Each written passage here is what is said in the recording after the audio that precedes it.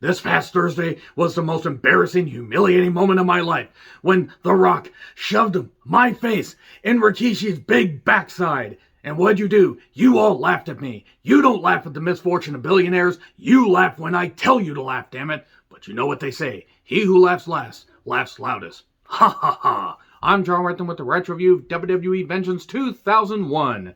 4 men, 3 title matches, 2 champions, 1 undisputed champion at the end of the night. And who will it be? Chris Jericho. It was Chris Jericho. Sorry, the pay-per-view is some 20 years old. And also, you want to know what I have to say about Chris Jericho being the first ever undisputed champion in the largest quotations possible. The second largest massive fingering that I've seen on the internet. Always delete your search history. You also don't want to know about the first. Let's just say my whole thing, oh boy, it was like a goddamn black hole. A bigger black hole than an interstellar. What am I on about? Who knows? But I would love to know what you guys have to say because this pay-per-view had some really good moments.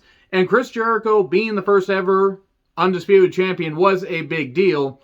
And considering, where they've been going with Chris Jericho since about the beginning of 2001, in all honesty, beating Chris Benoit in that Intercontinental Championship ladder match and the stuff they've been doing, and the push that he got during the Invasion angle, him being the WCW champion just before the Invasion angle, died the slow, miserable death that it, started out. I mean, god damn, that fucking Invasion angle. There were so many good pay-per-views, some great moments. Check out all the retro reviews I did from King of the Ring to, even now. Like, there was some really, really, good stuff and some good things you could find, among all the bullshit and the interference, filled crap and all the referee bumps and whatever. But my God, they burned through like 2 years of fucking angles in 5 months. Fucking 5 months. But anyway, one undisputed champion, it was Chris Jericho. So a film by Freddie Fellini, with Freddie Blassie and old-timey film clips and all that stuff. Man, Freddie Blassie, really just a shame. The guy was in his late 80s, I think, when he passed away, and he was certainly an icon. But it was nice that he got to appear during the modern pay-per-view age, so to speak. That was really nice. And Sinner by Drowning Pool welcomes us. Man, Drowning Pool, fitting name for the original lead singer of that group. If you know, you know. Pyro and all that stuff and everything, and we have JR and Lawler on commentary. They're in the San Diego Sports Arena, 11,800 people. That was pretty goddamn full, and it was a pretty raucous crowd. The heat match was APA versus Billy and Chuck. Billy and Chuck would be tag team champions 2 months after this. So you want to talk about a fucking rocket push, that was something else. They won it No Way Out 2002. Bit weird that. Especially considering they're on fucking heat at this point. So anyway, Vince shows up and he's all despondent, stuff about kissing Rikishi's ass or whatever, the Vince McMahon Kiss My Ass Club and Rock, what he did, shoving his face into Rikishi's big old backside, and god damn it, you're all laughing at me. Why would you laugh at me? God damn it, I'm Vince McMahon, damn it. Ha ha. But such good shit, pal. Probably was at that point with how far his face was up Rikishi's ass. And he did do that line, he who laughs last, laughs loudest. And that would hold true by the end. So here's Flair to cut Vince off and start the show 8 minutes in. It was like we were back in WCW when they would have commentary kill time, writing down the card and everything, and have Mean Gene do an interview. And I love Mean Gene. Rest in peace, Mean Gene. But so many of their pay-per-views would start off with like an interview segment and stuff like that, and it made no goddamn sense. Like, okay, let's get our paying audience to see the same shit that they could have seen on Nitro and then later Thunder, and then let's wonder why our ratings are starting to tank and we're starting to lose money and everything. It's like, oh, wait, maybe we should have programmed this shit. But anyway, here's Albert and Sky Too Hottie versus Test and Christian. Basically a copy and paste of the match that we saw from Thursday on SmackDown, literally the previous SmackDown, the go-home show for Vengeance. And it wasn't bad. Like, the crowd was more into it, and the heels, they targeted Scotty for a bit, but eventually he did do a tested worm and a Baldo bomb on Christian. 1, 2, 3. There we go. And soon after this, Christian would start his temper tantrum because he would start feuding with DDP, which would be a really, really weird feud and everything. At least DDP got a big moment in the same venue where he drove a pink Cadillac some 12 years before. But that being said, match was fine. Wasn't anything to write home about. Regal's in an interview by Coach, and Coach talks about his questionable methods, the brass knucks, and Regal calls him a silly pillock. Man, the British have great insults. So Regal takes on Edge. Their feud was a good idea on paper. None of their matches clicked. They just didn't. I don't know if it's because just the different styles. I don't know if it's because Regal at this point, even though he was tough, was injury prone. He had the nose issues and stuff like that, but this didn't click. This ultimately didn't click. He did end up hitting a spear despite Regal getting the knucks, 1, 2, 3, and then Regal would win the Intercontinental Championship from him sometime later, and then drop it to RVD, who would then drop it to Eddie Guerrero, the returning Eddie Guerrero at Backlash 2002. But, yeah, it wasn't bad, it just didn't click. So far this pay-per-view, it's kind of a little bit, I mean, it would pick up later, but it was kind of, And then Flair and Angle, they talk about, the main event and all that stuff and everything, and it is what it is. Like, oh, I'm going to do it. We'll do it. Well, I'm going to do it. I'll do it. And then Lita and Matt are talking, and Matt says, hey, Lita, if you want to call right down the middle, that's fine. How about we go have a date night after I beat Jeff? Oh, okay. And then Matt and Jeff took on each other, Lita as the referee, and oh dear, this was agonizing. Nobody wanted to see this. The fans didn't want to see this. They were ready for them to be split up, and eventually face off again, I believe, briefly at the Royal Rumble 2003. That sort of made sense because they were on separate brands, and how can we miss you if you won't, separate and won't go away? That at that time made sense because they were a little, the characters were a little bit different. But by this point, they didn't want to see them feud, and this is agonizing. It just didn't work. It's not that these guys can't work, or at least couldn't work at this point, but there was a swanton for 3, and Lita did not see Matt get his foot on the rope, which Jeff took off, and Matt was all upset and everything afterwards. So far, again, this isn't quite working. It's just this pay-per-view isn't quite clicking. There's some buzz, but it's not quite clicking. Trish talks to The Rock, and she is appreciative of what The Rock did by shoving Vince's face into Rikishi's ass. And he says, shh, I'm only focused on winning the Undisputed Championship tonight, or walking out Undisputed Champion. But then after that, maybe you and I can get together and you can smell what I'm cooking. He's talking about his strudel. His cream-filled strudel. Dwayne's Rock Hard Johnson, ready to, go right in Trish's stratosphere. Have fun on seeing that, folks. Or have fun seeing that. I'm not here to judge much. And the Dudleys with Stacy took on Show and Kane, WWE Tag Team Championship match. Can they get along? Well, yeah, until Kane ends up hitting a clothesline on Big Show accidentally. The Show at one point pulled off Stacy's skirt and spanked her. Stop thinking about it, Zach. And then there was an exposed buckle spot, hot shot in there, 1, 2, 3. So, again, so far, it's not that it's bad, but this more feels just like a episode of Raw. Like an episode of Raw, maybe a more action-packed episode of SmackDown, but it's kind of just there. Things start to pick up with the next match, though. Lita is apologizing to Matt. He grabs his bags and leaves. He just can't believe that Lita would betray him like this. Oh, God, how things would change in just a few years. Taker took on RVD for the Hardcore Championship. Here is where things pick up. Because the crowd was loud for RVD. They were RVD, man. San Diego loves their VD. With the R in front of it. They love their rampant VD.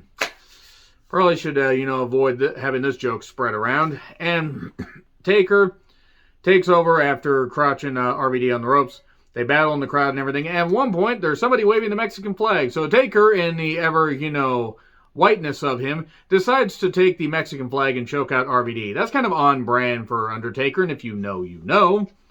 And RVD at one point is trying to stop Undertaker from attacking him, so he extinguishes the problem with a fire extinguisher, in case I wasn't on the nose enough with that. Then the crossbody from up high. Nobody gets higher than RVD, if you'll see what everybody did there. Literally, so goddamn on the nose. It's like they had an 8-ball right in front of them. And I'm not talking about the one with Skull and, everybody else, of Disciples of the Apocalypse. You remember that faction that nobody fucking liked. If you like them, that's fine. There were, I gotta say this up. At one point, RVD's throwing Undertaker around or trying to battle. Taker stumbling around. They knock some curtains and some curtain rods down. Whenever you knock some man's rod down, he's going to be upset. I do have to say, that battles on the entrance ramp feel so staged to me. I'm proud of that, and I look forward to everybody booing me in the comments for that terrible pun. The chair gets dodged, and they chokeslam off the stage, and Taker stumbles down, covers him 1, 2, 3. He's a new hardcore champion. That's your lot right there. So, Flair and Jericho are talking, Flairico, if you will, and you don't believe me. You don't have confidence in me. Chris Jericho says he will win tonight. I don't know what the fuck that was. Maybe I was trying to do the whole, when he did that theme when he was trying to be the precursor to Fozzy. If you want a baby! I can't do Jericho's singing voice. Because Jericho shouldn't do Jericho's singing voice. Trish took on Jaqueline. Thank you, Derb. Thank you once again for that. I know it's Jacqueline, but damn it. Women's Championship match. Okay, that segment with The Rock earlier that Trish had was about half as long as this match. So this match was like 3.5 minutes and a backslide. A backslide won it. All right. And then Rikishi was in WWE New York. He's ready to back this ass up again. And then Pyro and Golden Showers for the next 3 matches. First up is the WWE Championship. Stone Cold Steve Austin against Kirk Angel. Kirk Angel, can he win the WWE title again? Well, no, he can't, because that would have been weird. It wouldn't have made sense if Jericho had beaten The Rock and Kurt Angle in the same night. All due respect to Kirk Angel. No, he had to beat The Rock and Stone Cold Steve Austin in the same night. But it was great stuff, and Austin worked a different style and everything. Since this wasn't like SummerSlam 2001 or Unforgiven 2001 or, including RVD at No Mercy 2001, and it wasn't like them being on the same side and then opposite sides by, the end of Survivor Series 2001. Austin was back to being a babyface after he shouldn't have been a fucking heel before. And he targeted the arm, targeted the shoulder. There was an ankle lock on Austin and a brief figure 4 on the post, or by, just wrapping around the post and everything. Not quite like Bret Hart, but still pretty good. Missed moonsault by Angle. Can't imagine why Kurt Angle had difficulty walking, later in life. And then Austin hits a series of Germans. It looks like Angle might get the victory, but no, alas, he falls to a stunner. 1, 2, 3. There you go. That's it. Oh my God. What's going to happen next? Rock versus Jericho. And here's where the interference starts. Oh, wait. I'm sorry. We have to go backstage to see Test practically assault Trish Stratus and imply he was going to do bad things to her. Good job, Test. Good job making it. Oh, but he has immunity. He has immunity, so it's okay that he basically implies he's going to do bad things to Trish in a towel. Granted, if Trish offered, sure. She wasn't offering. No. This is bad. This is stuff that has not aged well.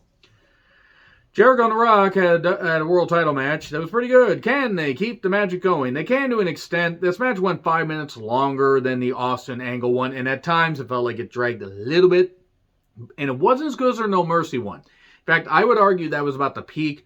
Any subsequent matches they had after that, while good, you started to get the law of diminishing returns. Then you got to where you got to the Royal Rumble 2002, where that one, they kind of tried to protect Rock, and it was also a little bit weird. So there was a lot of side headlocks to start. Jericho was fighting dirty, obviously, because he was the heel. We get a sleeper, forever and a day, that's never.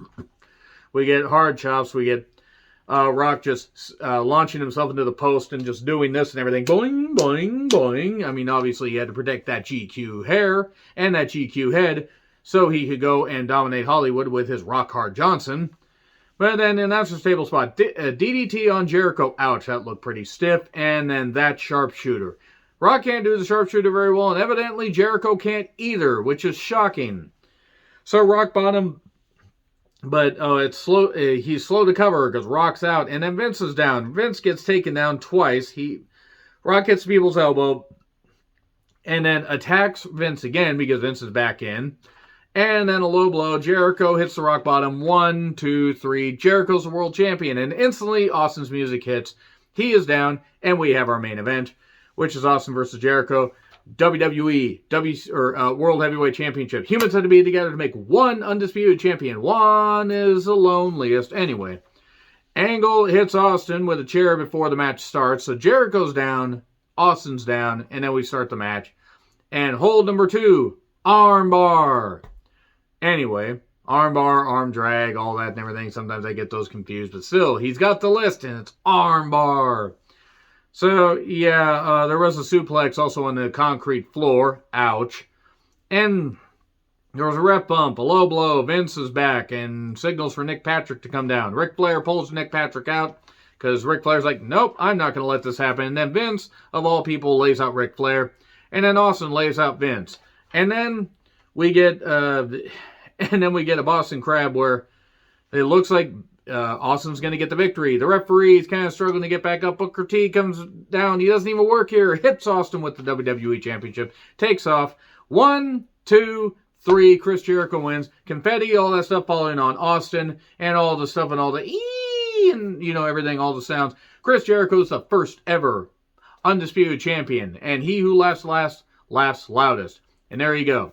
So the following Raw and then the SmackDown where Stone Cold Steve Austin beats up Booker T in the supermarket. That will cap off this odyssey, nearly 6-month-long odyssey of retro-viewing this stuff that I managed to do pretty much, if you actually think about the breaks that I took, I managed to do pretty much in about 3.5 months. Why? Because I'm determined and weird. So yeah, there we go for that. Anyway, let me know your thoughts in the comments. Like, share, subscribe, Twitter handle in the description. I'm John Retlin. I'll see you soon.